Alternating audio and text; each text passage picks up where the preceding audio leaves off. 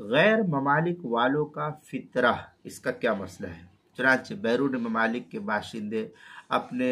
عزیز و اقارب سے فطرے کی ادائیگی کے لیے کہتے ہیں، عام طور پر یو پی، بہار، بنگال کے جو یا اور اس طریقے سے جو دیگر ممالک کے لوگ رہنے والے وہ اپنے ملک میں اپنے ماں باپ بھائی بہن کو کہتے ہیں یا بچوں کو کہتے ہیں کہ میرا فطرہ دے دو، تو اس صورت میں کس ملک کی قیمت کا اعتبار ہوگا؟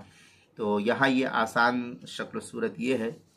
کہ اس کا آسان طریقہ عمدہ قسم کی کشمش، کھجور یا گندم یا جو سے فطرہ ادا کر دیا جائے، یا بیرون ملک کی قیمت کے حساب سے مذکورہ چیزوں میں کسی ایک چیز کی قیمت ادا کر دی جائے۔ اگر یہاں کی قیمت زیادہ ہے تو یہاں کی حساب سے ادا کرے تاکہ صدقہ فطر لینے والے غریبوں کا اس صورت میں فائدہ ہو۔ بہتر یہ ہے کہ اگر سعودی میں آدمی رہ رہا ہے تو سعودی کا جو فطرہ ہوگا، اس ایک آدمی کا فطرہ سمجھیے کہ 200 روپیہ ہے، تو اس کے 200 روپے کے حساب سے جو ہے فطرہ ادا کیا جائے گا۔